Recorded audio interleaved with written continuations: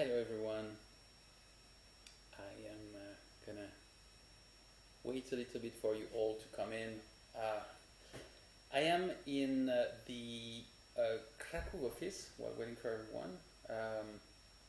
In this office, this is the headquarters where the company was born, and I am in one of the many rooms of this office, which I have recently turned a little bit into some kind of a studio of some kind with the help of Az. And it's been a long time since pandemic happened, and it really took such a big part of us of ourselves into this. The conventions were such an immense part of the pleasure that I had running this company, meeting people, hugging, playing board game, going out. That I thought I would start a new format to try to connect with you guys and chat. Hello, Michael. I'm using this StreamYard thing. It's first time. It's both on YouTube and Facebook. So I'm not quite sure from which platform I can see what comment. But hey, Michael, how you doing?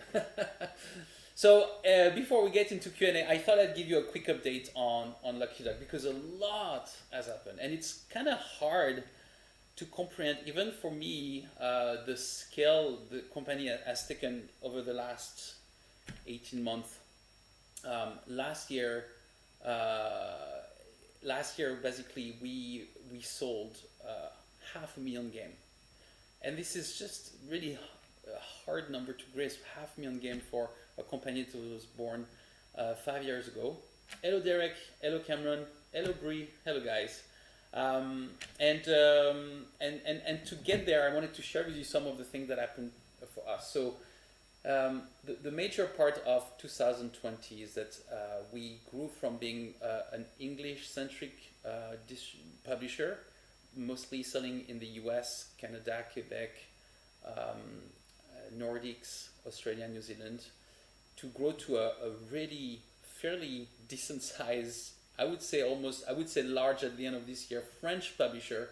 We've released 20 games in France last year. We're about to release at least that much more this year, making a catalog of close to 50 games in France alone. So that's getting quite serious.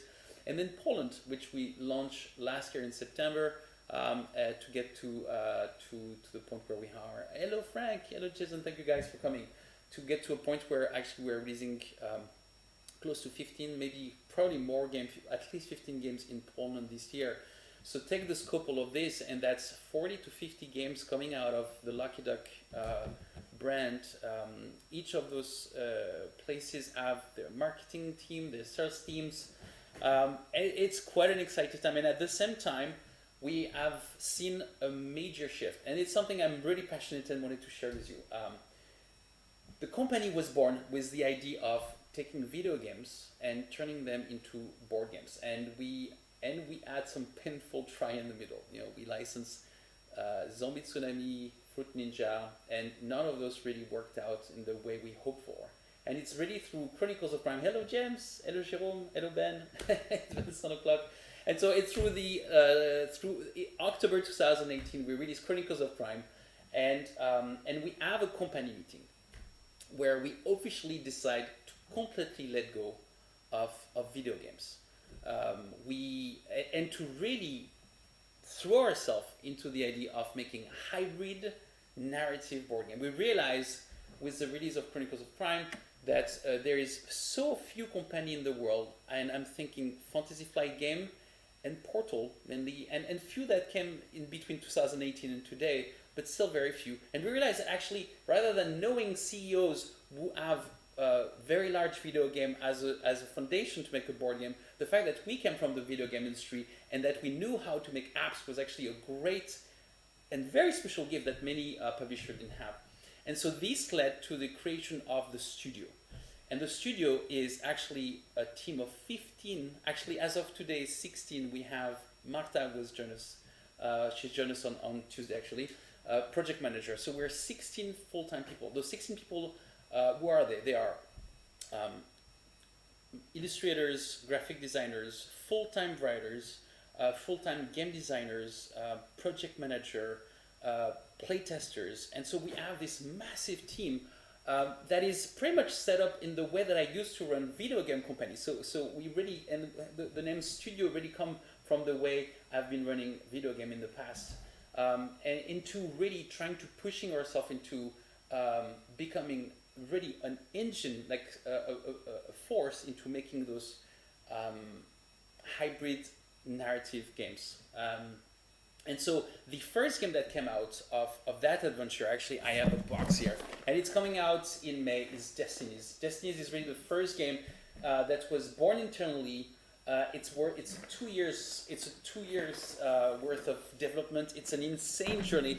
The guys decided to do something so groundbreaking, competitive narrative game. All narrative games typically are cooperative. Very few are competitive, because what's difficult with the competitive nature of things is that when it's not my turn, I don't care about your story because it's probably not necessary for me. So we had to intertwine, and I say they had to intertwine story in a way so that even though it's not your turn, you want to listen to every drop of information come out of everyone for this to be engaging. And it's an incredible achievement. Destiny is actually, as a matter of fact, is not based on Chronicles of Crime from an engine's perspective. It was a completely rewritten tool, something so powerful that probably every single future narrative and hybrid game that we have will come out of this. Hello, Mike. Hello, Thomas. So 2021 is the arrival of the fruit of 2 years investment of this team. This team also has worked on Chronicles of Crime, the Millennium series, in a major way, and we have plenty coming up this year that I can't announce yet, and which I will not announce today. But there is plenty in the making, and I can tell you that there's 15 people beside Kingdom Rush, which is a special, a project in our heart. The only video game that actually, worked out in the end. Everything else the team is working on as a hybrid narrative nature to it. So let's. There's one more thing I want to share with you. There is something really exciting that happened last week. Last week we had David Lockwood join us. Before world spoilers, I'm sorry Theo, I won't give any spoiler yet. You guys are gonna have to make him drink something. And so we launched something really exciting. We launched what we call this worldwide licensing program. Because beside those 3 territories where we have grown with marketing and a local sales team in Poland and France and English-speaking countries, we also have been very successful into expanding a very deep network of relationship with other publishers. Italy, Spain, South Korea, China, Brazil, Russia, and Serbia, Turkey, you name it. And so we decided recently to try to see if we could start licensing game not only for France and Poland, but really for a worldwide licensing, basically taking amazing game and pushing them really further than just the top 3 countries, and taking them also through the network of publishing things. And there is a lot of exciting thing coming up here, a lot of conversation happening since this year. So I'm excited for this to go. So hello Rachel, hello Michael. Guys, I would love to. I don't know if you have any question for me. This just I try to do this on a weekly basis, but let's see what you have written so far. If you had to pick one of your company's game to be your favorite, which one would you pick? So every game is kind of like a child. If you say you prefer this one, it's kind of, you're like kind of saying the other kids suck. But I would say that there's 2 recent accomplishments that I'm specifically proud of because of not only the game but what they represent as a company. And I would say the Millennium series and Destinies are the 2 games that are close to my heart, and for the very reason that I just mentioned recently, which is those 2 are hybrid narrative games that took so many sweat and tears, that goes way beyond just cardboard, but some incredibly complex programming, some very complex writing. The beauty of 1900 is, and in Chronicles of Crime in general as a system, is that it is not a book. It is way more than this. It is an incredibly dynamic way of writing and consuming content. Uh, that if you had a book, it will tell you to keep a blue token and a green token, and if you have the green token, then go read this. If you have the blue token but not the green token, do that. And all of this is, you don't have to worry about it. All this kind of gymnastic of state is all done for you inside, and in a quite complex way. And this complexity is completely hidden behind a game that you don't even need to read the rule book to actually play it. So that's definitely the one that. What's your least favorite child? Excited to see Game Trace worldwide with Lucky Duck. Yeah, it's something I'm really excited. I've been talking with Noah from Game Trace for a long time, and actually this worldwide licensing program is absolutely perfect to help them get the reach they deserve from this amazing product. We've made the announcement, but we're still working the final shape of the little thing you'll have in your stores. So more to come very soon. Hello, Brady. Are you attending any convention this year? Oh boy, this is so tempting. You know, so so I got a vaccination appointment for May 29th. May 19th this year, so I'm lucky to be over 40. At least there's a good thing to be over 40. Is that I got to, the 40 kind of triggered in Poland for a day, and my wife Marta was good enough to react and speak better Polish than I do to get this done. But beside the fact that I may get vaccinated and some of my team may, it's still so shaky out there. And as a matter of fact, as a company owner, I have some, there is some real issue to ask people to go out there even though they may be vaccinated, and so far we had soft plan, nothing have worked out. We had planned possibly for France, but we have cancelled everything for now, and we're not going anywhere in France. And for Gen Con, we were recently chatting to only do a private room for B2B meeting, and that's it, no booth. So, sorry, my camera is up there. Hi, my name is Vincent. I'm very new to this whole thing of like the camera and the thing. So it's a pleasure. So I'm looking at the screen to read your question, but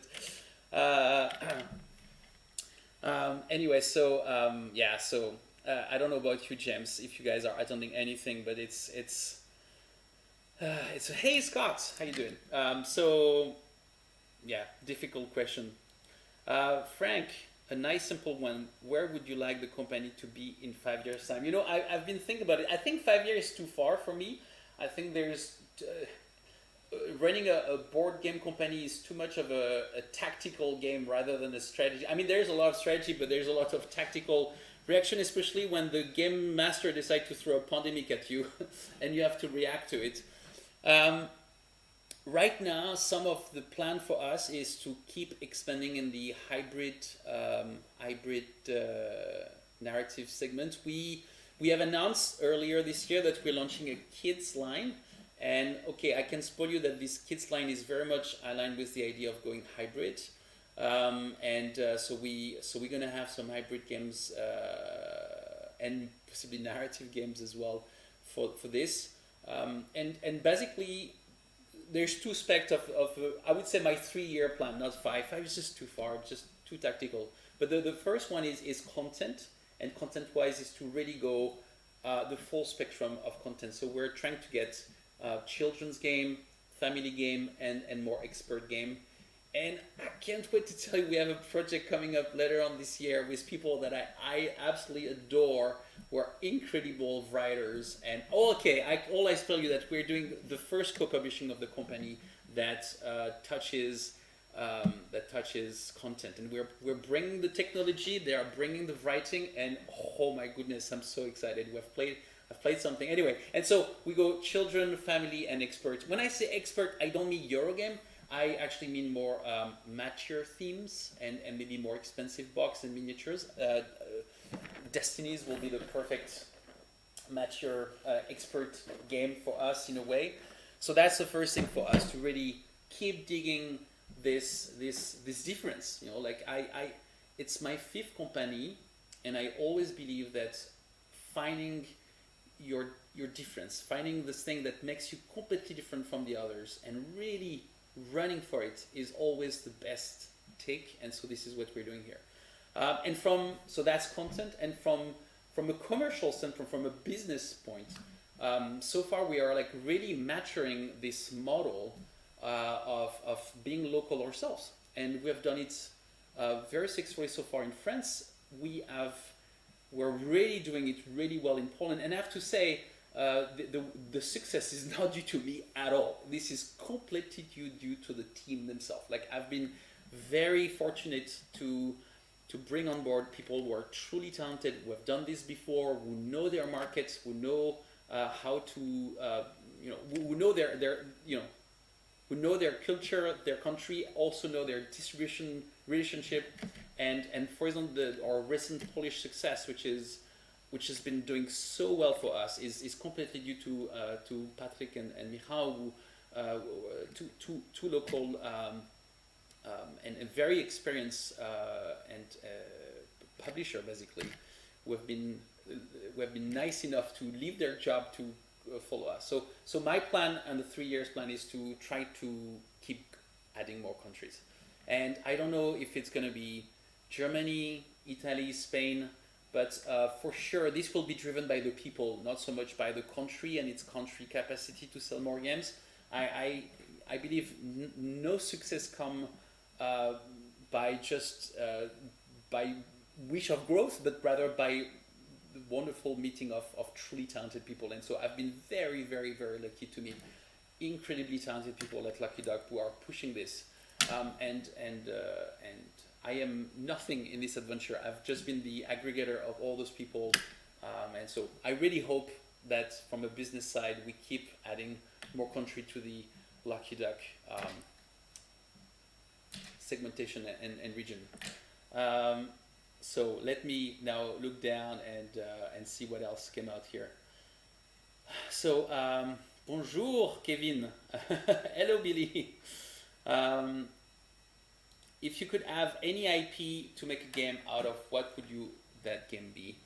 Well, at this point, given everything I've told so far, I would say IPs on which we can tell story with, rather than IPs that necessarily kind of drive the mechanics.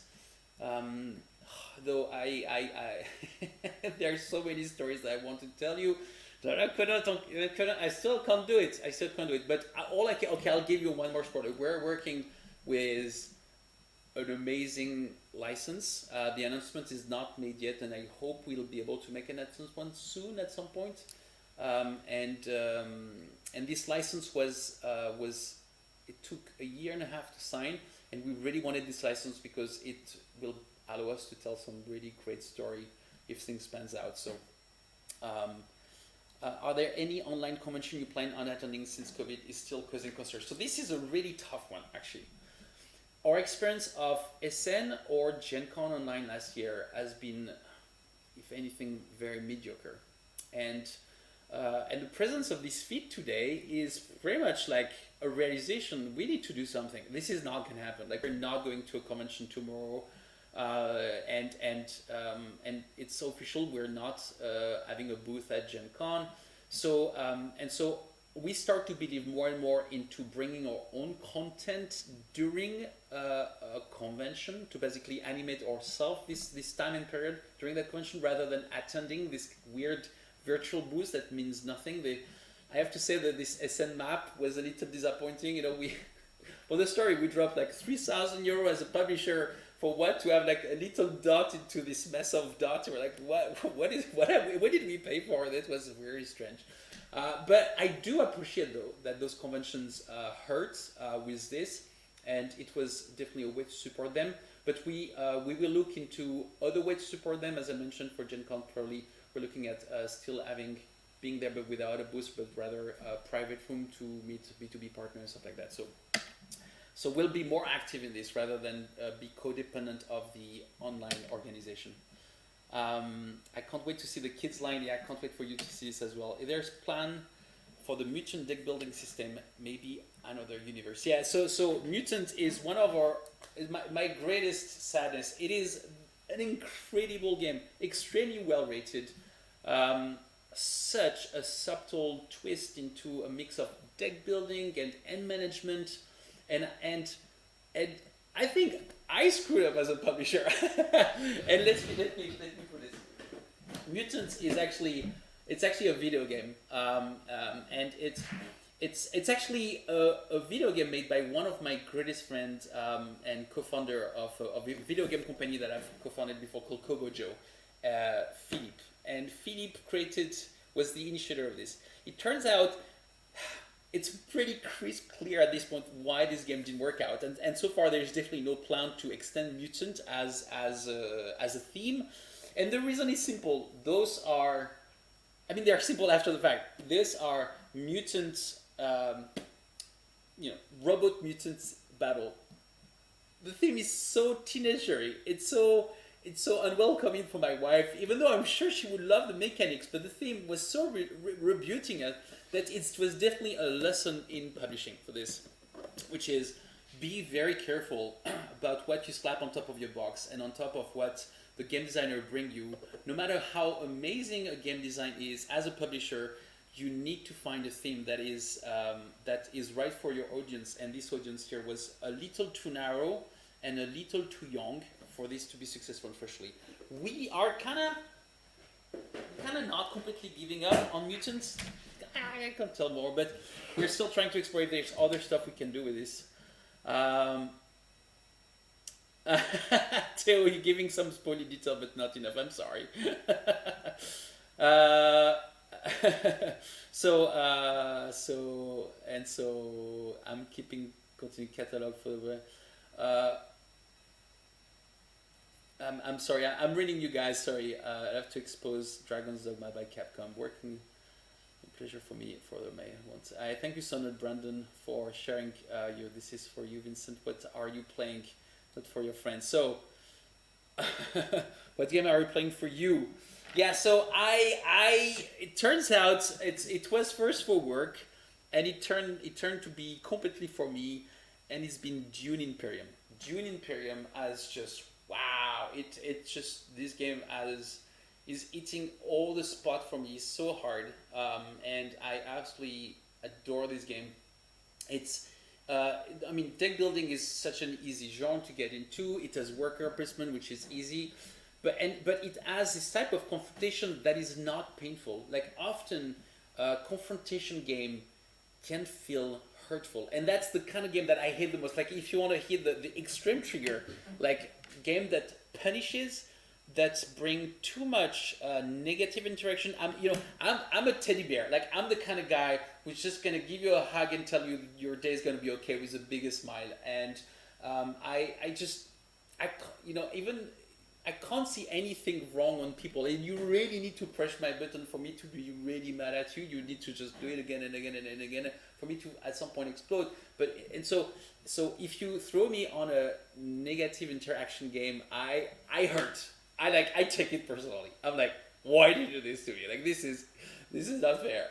I didn't deserve that. So Dune does confrontation in a way that is actually predictable. Actually, that's strategic, less tactical. Though there's still tactical in there, and that's a game that I absolutely adore. And we played it again recently, and I can't get enough of this. So. Vikings Gone One is mine. Thank you, sir. Salut, un certain bateau avec certaines boîtes remonte l'Afrique. So Pierre DeVos is talking about Destinies, which Destinies for Europe did get. We were one of those guys with a boat right behind that evergreen boat. How sad is that? And so after waiting for too long, our boat decided to go through around Africa to get there, adding basically a week. And apparently it's still faster than waiting in queue to get through this.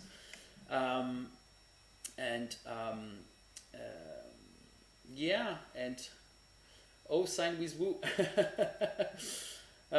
Anyway, so that's That's the chat. Uh, oh, Anthony has one. What upcoming release non-Lucky Duck are you most looking forward to currently? That's a good one. Ha, non-Lucky Duck. The problem is that I play so many of those games that we sign either in Polish, French, or English. But it's a great question. And actually, I tell you what I look forward to play.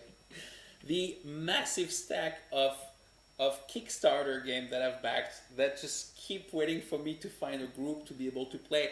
We used to have pre pandemic time every Tuesday a team game night actually every week, and that was great because I was like, hey guys, I got a new one to play, and this has been sitting and growing so painfully.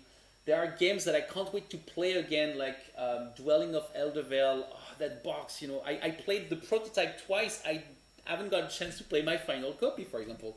And and two, why am I not selling it? Well, this one is complicated, let's say. And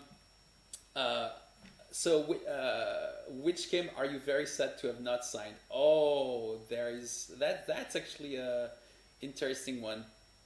I'll tell you what. I'll tell you. That's an interesting story. Uh, it was I was talking to the license owner of Fallout, and they had a mobile version of the Fallout license, and it was way before 2018, before we decided to move away from video game and into board game, and I'm like, I want this license. He said, well, here's the contract. Why don't you make an offer based on the strict minimum of this contract? And we make an offer, and we wait a week, and finally they tell us, sorry, it was you or another partner that we have been waiting, and we have decided to give this to you, to this other partner. We can't tell you who it was. And I was like, and then Fantasy Flight came announced it 6 months later that they got. Now the name escaped me. It's the mobile version of Fallout, and so that was what a day. I was like, we were so close to do this. But to say the truth is that they've done an amazing job with this implementation. They add this tin box version of the box of this, and so anyway, so all right, guys, I'm not gonna make it last too long. Half an hour was great. Thank you so much. Fair enough, Anthony. That was good on. Yeah, we were looking at making the loop as well. And this went to people we adore. Anyway, Pandas are in game. I'm sure we'll do a great job with this. But the loop was definitely a hit on our table. Fallout Shelter. Thank you so much, Derek.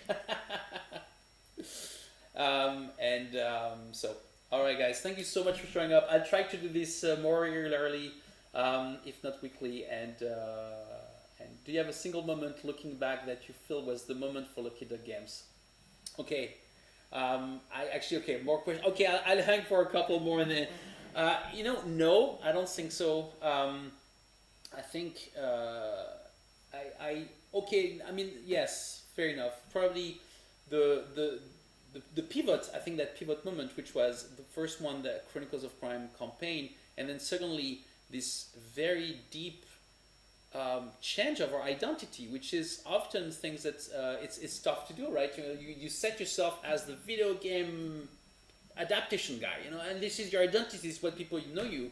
So there was a bit of a bold statement to say, you know what, we scratch this because we are tactical and we don't have an ego plunge in our heart and to say, no, that's what we committed and that's what we have to hold to. And I think that pivotal moment was October 2018 when we decided to fully commit to throw ourselves into this hybrid adventure rather than video game, and so far it's panned out great. But ultimately, the ultimate thing that has helped us to be where we are today is every single hire, every single people who have joined the company have all brought something so special. I'm obsessed with the idea that it's nothing is driven by money. Everything is driven by the fact that you must love your job. We have an incredible team spirit in the company, and not only and this is committed by incredibly individually talented people who, on top of being individually talented, are incredible team players. So I'm, if anything, lucky duck success so far, because you never know what will happen after. So I stay humble. But so far, what has driven our journey was the team and all the men and women behind either the content creation, either the sales part, the logistic, the support. All these little pieces together is what has truly made the journey what it has been, which on top of it has been incredibly fulfilling on a personal level for many of us at the company, which I hope all of them, but I can't tell. Anyway, so that's our story for sure. Um, and Anyway, guys, thank you so much. I really appreciate so many of you came to chat with me today, and have a wonderful evening, and I'll see you guys soon.